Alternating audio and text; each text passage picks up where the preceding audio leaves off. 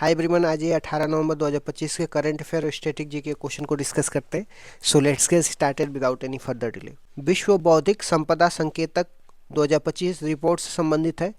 हाल ही में विश्व बौद्धिक संपदा संकेतक 2025 रिपोर्ट के अनुसार वैश्विक स्तर पर पेटेंट दाखिल करने के मामले में भारत कौन सा स्थान है? तो भारत का स्थान 6वां है। रिपोर्ट का विषय की बात करते हैं। यह रिपोर्ट बौद्धिक संपदा इंटेलेक्चुअल प्रॉपर्टी पर आधारित है, जिसका तात्पर्य आपके दिमाग की उपज होती है। बौद्धिक संपदा का उदाहरण की बात करते हैं। इसमें patent, trademark, copyright, GI tag शामिल होते हैं। इसका रिपोर्ट कौन जारी करता है? भारत के साइंस और tech minister doctor Jitendra Singh. Patent दाखिल की बात करते हैं। भारत ने एक साल के अंदर में 63,000 से अधिक पेटेंट दाखिल किए। चीन पहले स्थान पे है, इसने 16 लाख से अधिक पेटेंट दाखिल किया है। पेटेंट की अवधि की बात करते हैं। पेटेंट हमेशा 20 वर्ष के लिए होता है। इनोवेशन इंडेक्स की बात करते हैं। इस रिपोर्ट के अनुसार इनोवेशन इंडेक्स में भारत की रैंक 38 बताई गई है। ट्रेडमार्क में रैंक की बात करते हैं तो ट्रेडमार्क के मामले में भारत चौथे स्थान पे है और पहले स्थान पे चीन है। डिजाइन के मामले में रैंक की बात करते हैं तो डिजाइन के मामले में भारत 7वें स्थान पे है और पहले स्थान पे चीन है। वैश्विक संपदा दिवस की बात करते हैं। यह 26 अप्रैल को सेलिब्रेट किया जाता है। आ जाते हैं प्रश्न संख्या 2 में। जोगबनी विराटनगर कॉरिडोर से संबंधित है। हाल ही में भारत सरकार ने जोगबनी विराटनगर कॉरिडोर से रेल संपर्क को बढ़ावा देने के लिए किसके साथ विनिमय पत्र, लेटर ऑफ एक्सचेंज का आदान प्रदान किया है? तो इसका आंसर नेपाल होगा। इसका उद्देश्य क्या है? भारत और नेपाल के बीच में रेल संपर्क को बढ़ाना, जिसमें माल की ढुलाई को बढ़ावा मिल सके और व्यापार में वृद्धि हो सके। भारत की ओर से भागीदारी की बात करते हैं। उद्योग और वाणिज्य मंत्री पीयूष गोयल जी शामिल है। अन्य लिंक की बात करते हैं तो भारत नेपाल के बीच में रक्सौल काठमांडू रेलवे लिंक और जयनगर कुर्दा रेलवे लिंक भी मौजूद है। नेपाल की सीमा की बात करते हैं। नेपाल की सीमा भारत के 5 राज्यों से लगते हैं। उत्तराखंड, उत्तर प्रदेश, बिहार, पश्चिम बंगाल और सिक्किम से लगती है। विवादित क्षेत्र की बात करते हैं। भारत और नेपाल के बीच में काला पानी और लिपुल एक विवादित क्षेत्र है। क्वेश्चन नंबर 3 में आ जाते हैं। खाड़ी सहयोग परिषद, जिसको गल्फ कोऑपरेशन काउंसिल बोलते हैं, इसकी वन स्टॉप यात्रा प्रणाली से संबंधित है। हाल ही में खाड़ी सहयोग परिषद गल्फ कोऑपरेशन काउंसिल के सदस्य देशों के बीच में आवागमन के लिए ऐतिहासिक वन स्टॉप यात्रा प्रणाली को किसने मंजूरी दी है? तो जीसीसी ने मंजूरी दी है, जो खाड़ी सहयोग परिषद जिसको बोलते हैं। जीसीसी की स्थापना और मुख्यालय की बात करते हैं। इसकी स्थापना 1981 में हुई थी। इसका मुख्यालय सऊदी अरब के रियाद में स्थित है। सदस्य देश की बात करते हैं। जीसीसी में 6 सदस्य हैं। सऊदी अरब, ओमान, कतर, कुवैत, बहरीन और यूएई है।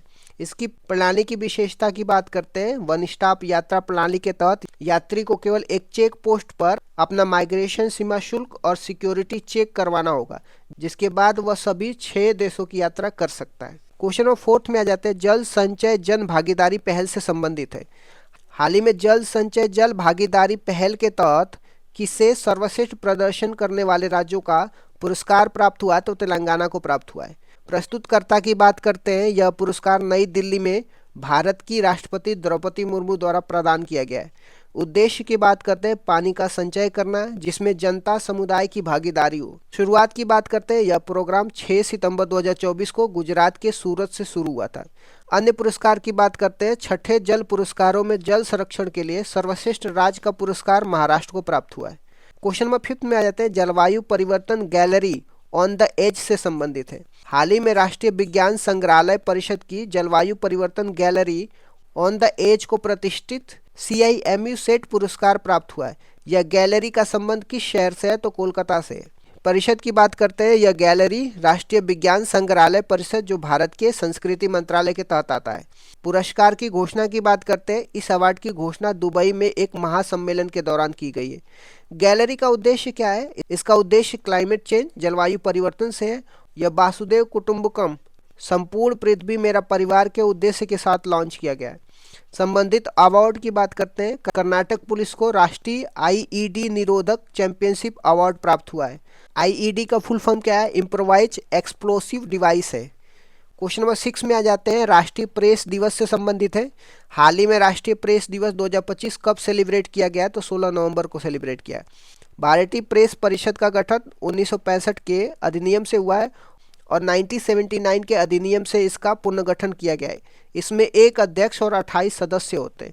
सर्वोच्च पुरस्कार की बात करते हैं। संस्था का सर्वोच्च पुरस्कार राजा राम मोहन राय के नाम पे है। भारतीय पत्रकारिता के जनक की बात कर राजा राम मोहन राय को भारतीय पत्रकारिता का जनक कहते हैं।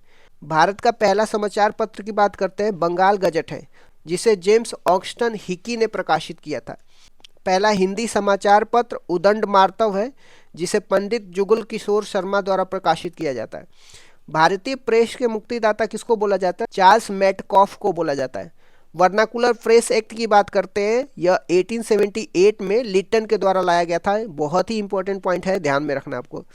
और इससे संबंधित कुछ और दिवस की बात करते हैं। 15 नवंबर को भगवान बिरसा मुंडा की जयंती पर जनजातीय गौरव दिवस मनाते हैं और 150वीं जनजातीय गौरव दिवस मनाया गया है। इसी दिन 15 नवंबर को झारखंड राज्य की स्थापना भी हुई थी। क्वेश्चन नंबर 7 में आ जाते हैं। भारत मध्य एशियाई देशों की रणनीतिक साइबर अभ्यास से संबंधित है। हाल ही में भारत और मध्य एशियाई देशों ने कहाँ रणनीतिक साइबर अभ्यास का आयोजन किया है? तो इसका आंसर नई दिल्ली होगा। इसका उद्देश्य क्या है? साइबर सिक्योरिटी को बेहतर करना और साइबर क्राइम को रोकना है। मध्य एशियाई देश की बात करते हैं, जिसमें कजाकिस्तान जिसकी राजधानी अस्ताना है, उज्बेकिस्तान जिसकी राजधानी ताशकंद है, तुर्कमेनिस्तान जिसकी राजधानी अशगाबाद है, किर्गिस्तान जिसकी राजधानी बिश्केक है, तजाकिस्तान जिसकी राजधानी दुशांबे है।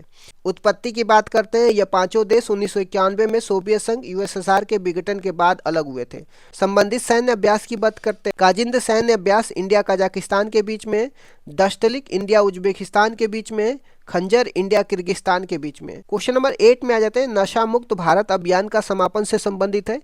केंद्र सरकार 5 वर्षीय नशा मुक्त भारत उत्सव अभियान का समापन कार्यक्रम कहां पे आयोजित करेगा? तो अमृतसर पंजाब में करेगा। अभियान की शुरुआत की बात करते हैं। यह अभियान 15 अगस्त 2020 से शुरू किया गया था।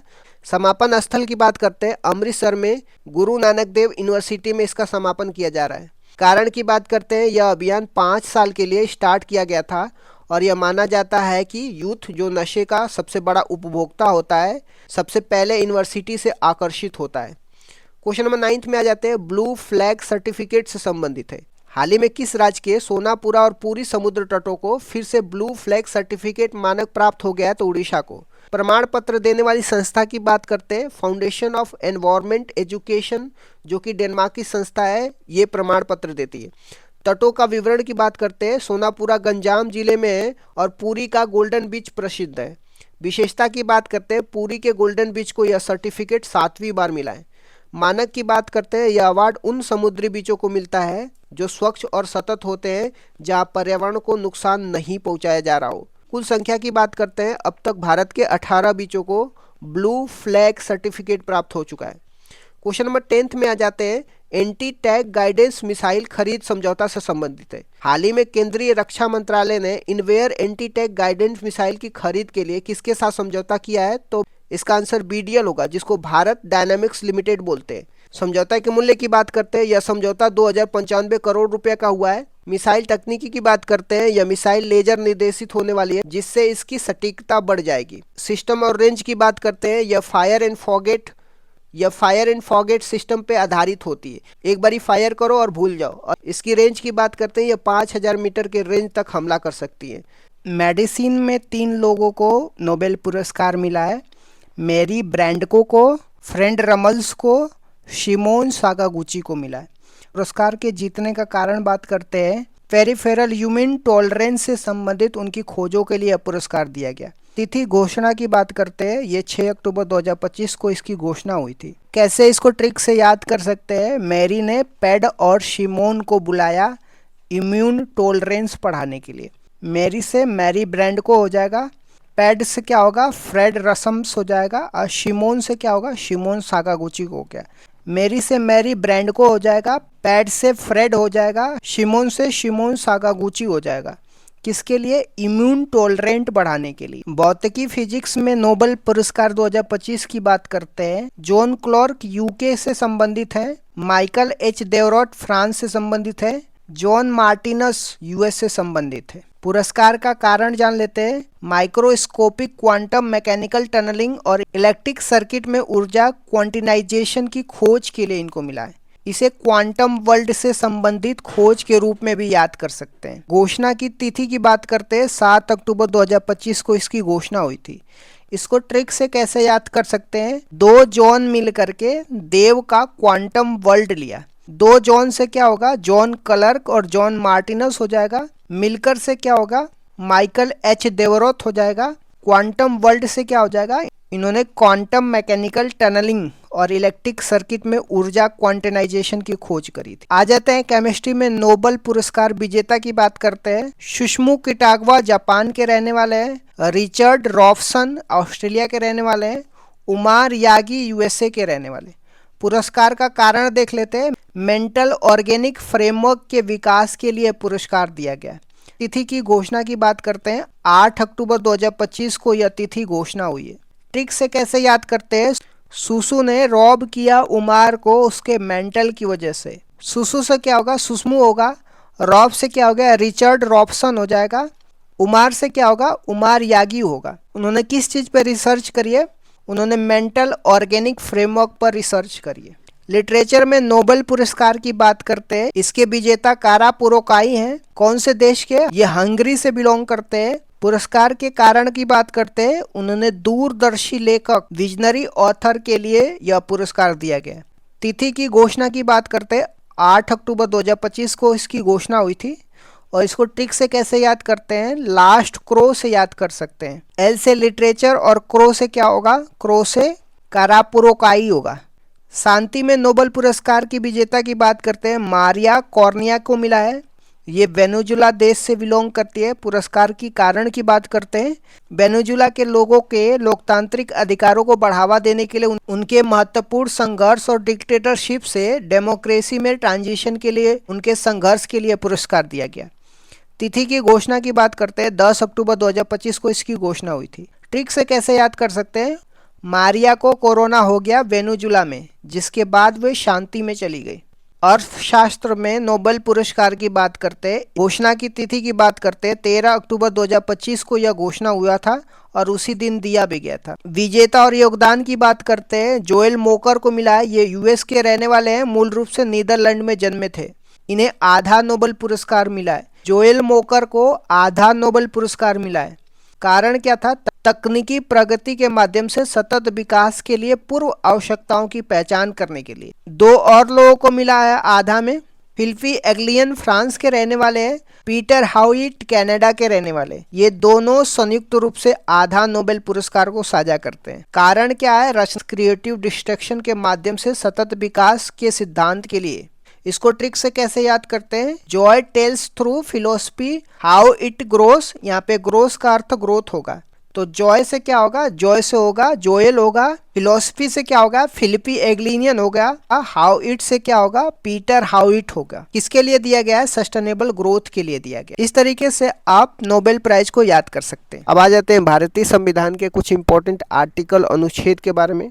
भाग 1 की बात करते हैं, इसमें संघ और उसका राज्य क्षेत्र है, जो अनुच्छेद 1 से 4 तक है। अनुच्छेद 1 में भारत का नाम इंडिया, जो कि भारत बताया गया है, और इसे राज्यों का संघ कहा गया है।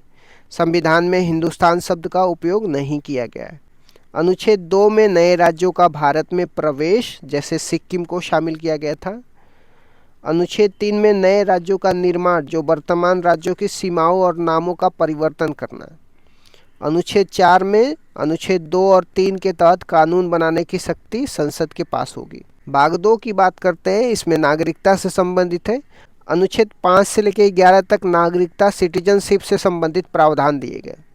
अनुच्छेद 9 में यदि कोई व्यक्ति स्वेच्छा से किसी विदेशी राज्य की नागरिकता लेता है तो उसकी भारतीय नागरिकता समाप्त हो जाएगी। अनुच्छेद 11 में नागरिकता संबंधित कानून बनाने की शक्ति संसद के पास है, और इसी के तहत नागरिकता संशोधन अधिनियम 1955 आया था। भाग 3 की बात करते हैं, जिसमें मौलिक अधिकार दिया है, जिसको फंडामेंटल राइट बोलते हैं। अनुच्छेद 12 से लेकर के 35 तक। अनुच्छेद 13 में कोई भी कानून जो मौलिक अधिकारों के असंगत हो वह समाप्त हो जाएगा। यहीं से न्यायिक पुनरावलोकन, जिसको जुडिशियल रिव्यू की शक्ति मिलती है। अनुच्छेद 14 में विधि के समक्ष समानता की बात करता है, यानी कानून के सामने सभी लोग समान होंगे। अनुच्छेद 15 में धर्म, मूल, वंश, जाति, लिंग, जन्म के आधार पर भेदभाव को रोक लगाने से संबंधित है। अनुच्छेद 16 में लोक नियोजन, सरकारी नौकरियों में अवसर की समानता, इसमें आरक्षण का प्रावधान दिया गया है। अनुच्छेद 17 में अस्पृश्यता, छुआछूत का अंत किया गया है। अनुच्छेद 18 में उपाधियों की अंत की बात किया जाता है, जिसमें सेना और एजुकेशनल उपाधियों को छोड़ करके। अनुच्छेद 19 क्लॉज 1 क्लॉज ए में बोलने और अभिव्यक्ति की स्वतंत्रता की बात किया जाता है। अनुच्छेद 21 में प्राण और दैहिक स्वतंत्रता का अधिकार दिया गया है। निजता का अधिकार, राइट टू प्राइवेसी, इसी में शामिल किया गया है। अनुच्छेद 21 ए में 6 से 14 वर्ष के बच्चों के लिए शिक्षा का अधिकार, जिसको 86वें संविधान संशोधन द्वारा 2002 में जोड़ा गया था। अनुच्छेद 23 में मानव के दुर्व्यापार, अनुच्छेद 23 में मानव के दुर्व्यापार और बलात् श्रम, जिसको जबरन मजदूरी बोलते हैं, इस पर रोक लगाने की बात किया जाता है। अनुच्छेद 24 में कारखानों आदि में बच्चों के नियोजन पर प्रतिबंध लगाने की बात किया जाता है। अनुच्छेद 32 की बात करते हैं, संवैधानिक उपचारों का अधिकार दिया है। डॉक्टर भीमराव अम्बेडकर ने इसे संविधान की आत्मा कहा है और इसी के तहत सुप्रीम कोर्ट मौलिक अधिकारों की रक्षा के लिए 5 तरह की रीट जारी करता है। अब आ जाते हैं भाग 4 में। तो भाग 4 में राज्य के नीति निर्देशक तत्व दिए गए, जिसको डीपीएसपी बोलते हैं। अनुच्छेद 36 से लेकर के 51 तक डीपीएसपी के बारे में मेंशन किया जाता है। अनुच्छेद 37 में डीपीएसपी न्यायालय में अपरिवर्तनीय है। इसका मतलब ये है कि फंडामेंटल राइट का उल्लंघन होता है तो आप डायरेक्टली सुप्रीम कोर्ट में जा सकते हैं, लेकिन डीपीएसपी का वायलेशन होने पे आप सुप्रीम कोर्ट में नहीं जा सकते। अनुच्छेद 39 ए में सामान्य न्याय और निःशुल्क विधिक सहायता की बात करते हैं, जिसको फ्री लीगल एड बोलते हैं। अनुच्छेद 40 में ग्राम पंचायतों के गठन की बात किया जाता है।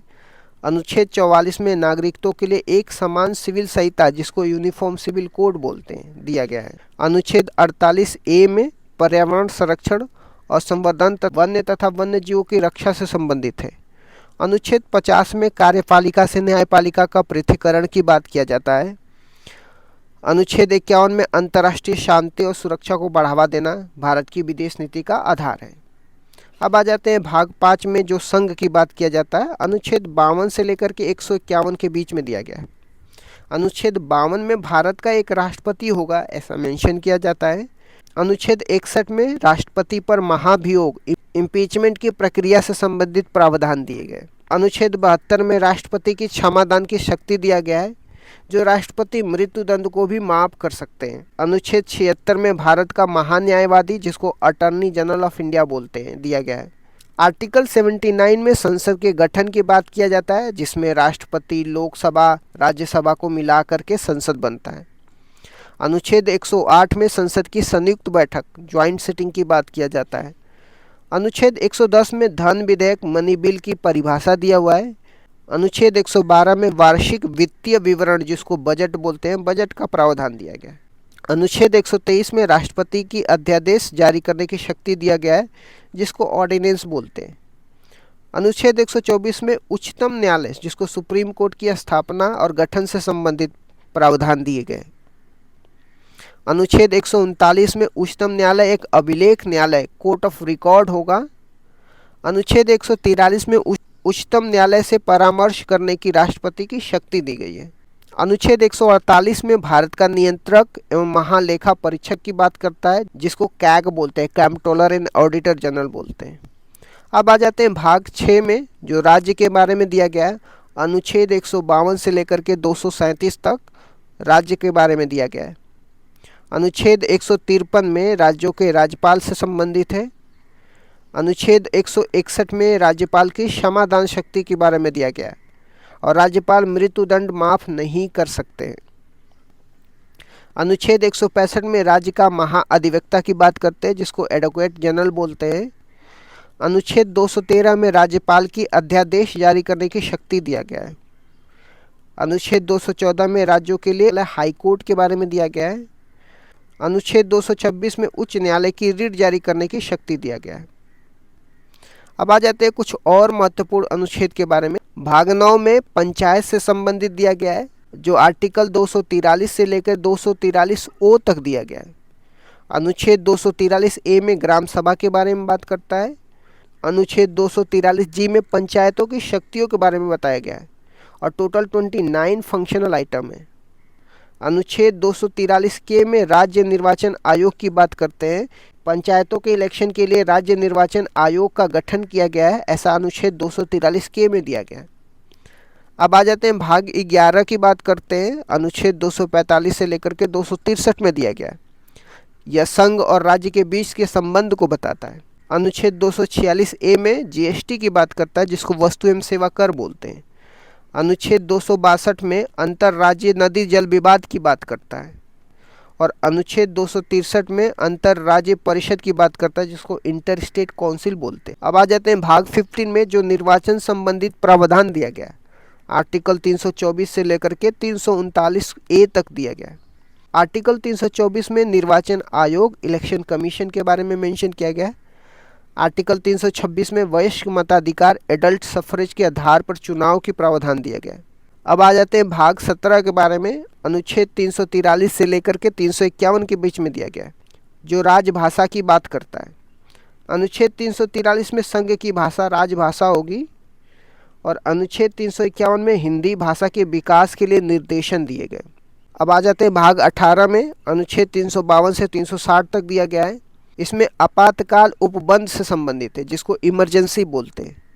अनुच्छेद 352 में राष्ट्रीय आपातकाल की बात करता है और अनुच्छेद 356 में राज्यों में संवैधानिक तंत्र की विफलता, इसका मतलब राष्ट्रपति शासन से संबंधित है। अनुच्छेद 360 में वित्तीय आपातकाल से संबंधित है। अब आ जाते हैं भाग 20 में। अनुच्छेद 368, जो संविधान का संशोधन से संबंधित प्रावधान दिए गए। अनुच्छेद 368 में संसद की संविधान संशोधन की शक्ति के बारे में प्रावधान दिया गया। भारतीय संविधान में संशोधन का प्रावधान हम लोग दक्षिण अफ्रीका से लिए। अब आ जाते हैं भारत सरकार द्वारा चलाए गए कुछ प्रमुख ऑपरेशन की बात करते हैं। ऑपरेशन इंद्रावती हैती में चलाया गया था भारत सरकार के द्वारा। ऑपरेशन अजय इजराइल में चलाया गया था। ऑपरेशन देवी शक्ति अफगानिस्तान में चलाया गया था। ऑपरेशन ध्वस्त एनआईए द्वारा ड्रग तस्करी को रोकने के लिए चलाया गया था। ऑपरेशन कामधेनु जम्मू कश्मीर में मवेशी तस्करी को रोकने के लिए चलाया गया था। ऑपरेशन करुणा म्यांमार में चलाया गया था। ऑपरेशन कावेरी सूडान में चलाया गया था। ऑपरेशन गंगा यूक्रेन में चलाया गया था। ऑपरेशन केरल में एंटीबायोटिक के अधिक उपयोग को रोकने के लिए चलाया जाता है। ऑपरेशन दोस्त तुर्की और सीरिया में भूकंप के बाद सहायता के लिए चलाया जाता है। ऑपरेशन सर्वशक्ति की बात करते हैं, तो इसका आंसर अगर पता है आपको तो इसका आंसर आप दीजिए। जीवाणु बैक्टीरिया से होने वाले प्रमुख रोगों के नाम बताइए। जीवाणु से होने वाले रोग प्लेग, डिप्थीरिया, तपेदिक टीबी, काली खांसी, टिटनेस, टाइफाइड, कुष्ठ रोग, न्यूमोनिया, हैजा, सिप्लिस, गोनेरिया है। काली मौत किस रोग को कहा जाता है? तो काली मौत प्लेग को कहा जाता है। टीबी तपेदिक से संबंधित महत्वपूर्ण तथ्य क्या है? तो टीबी के लिए बीसीजी, बेसिलस कोलमेट गुरीन का टीका लगाया जाता है। भारत सरकार का लक्ष्य 2025 तक टीबी को खत्म करना है। टिटनेस रोग को और किन नामों से जाना जाता है? तो टिटनेस रोग को लॉकजा, जिसको जबड़ा लॉक होना या धनुष्टाकार रोग भी कहा जाता है। टाइफाइड की जांच के लिए कौन सा टेस्ट है? टाइफाइड की जांच, जिसे मियादी बुखार भी कहते हैं, इसकी जांच के लिए विंडोल टेस्ट किया जाता है। हैजा रोग किस जीवाणु से होता है? इसमें शरीर का कौन सा अंग प्रभावित होता है? हैजा विब्रियो कोलेरी नामक जीवाणु से होता है। इसमें उल्टी, दस्त होते हैं और आंतें प्रभावित होती है, जिसका इलाज के लिए ओआरएस का घोल दिया जाता है। रेबीज रोग को अन्य किस नाम से जाना जाता है? तो रेबीज रोग को हाइड्रोफोबिया कहते हैं, क्योंकि इसमें मरीज को पानी से डर लगता है। इसके टीके की खोज लुईस पास्चर ने की थी। चिकन पॉक्स, जिसको छोटी माता कहते हैं, किस वायरस से होता है? चिकन पॉक्स वेरिसेला वायरस से होता है, जिसमें शरीर पर लाल दाने हो जाते हैं। डेंगू किस मच्छर से फैलता है? इसमें कौन सी चीज़ की कमी हो जाती है? डेंगू एंडीज इजिप्टीज मच्छर से फैलता है। इसके वायरस का नाम अर्बो वायरस है और इस रोग में शरीर में प्लेटलेट्स की कमी हो जाती है। भारत पोलियो मुक्त कब घोषित हुआ है? भारत 2014 में पोलियो मुक्त घोषित कर दिया गया था। एड्स किस वायरस से होता है? इसके लिए कौन सा टेस्ट किया जाता है? एड्स ह्यूमन इम्यूनोडिफिशियंसी वायरस से होता है। इसकी जांच के लिए शुरुआती टेस्ट में एलिसा टेस्ट और कंफर्मेशन के लिए वेस्टर्न ब्लॉट टेस्ट किया जाता है। स्वाइन फ्लू और बर्ड फ्लू के वायरस का नाम क्या है? स्वाइन फ्लू के वायरस का नाम H1N1 वायरस है। बर्ड फ्लू के वायरस का नाम H5N1 है। प्रोटोजोआ से होने वाले रोग कौन से हैं? तो प्रोटोजोआ से होने वाले रोग पायरिया, कालाजार, मलेरिया, पेचिस और सोने की बीमारी, अनिद्रा रोग आते हैं। मलेरिया रोग का वाहक कौन है और इसमें कौन सी दवा दी जाती है? मलेरिया रोग का वाहक मादा एनाफिलीज मच्छर है और इसका कारण प्लाज्मोडियम परजीवी है। इसमें शरीर का आरबीसी, जिसको लाल रक्त कोशिकाएं बोलते हैं, प्रभावित होती है और इसकी दवा कुनैन है। कवक, जिसको फंगस बोलते हैं, कवक से होने वाले रोग कौन से हैं? कवक से होने वाले रोग गंजापन, दाद, दमा, खाज, खुजली और एथलीट फूट जैसे रोग होते हैं। हीमोफीलिया और वर्णांधता, कलर ब्लाइंडनेस कैसे रोग है? यह दोनों अनुवांशिक रोग है जो एक पीढ़ी से दूसरी पीढ़ी में जाते हैं। हीमोफीलिया को शाही रोग भी कहते हैं, इसमें रक्त का थक्का नहीं जमता है। वर्णांधता में व्यक्ति रंगों में भेद नहीं कर पाता है। इन दोनों रोगों की वाहक महिलाएं होती है।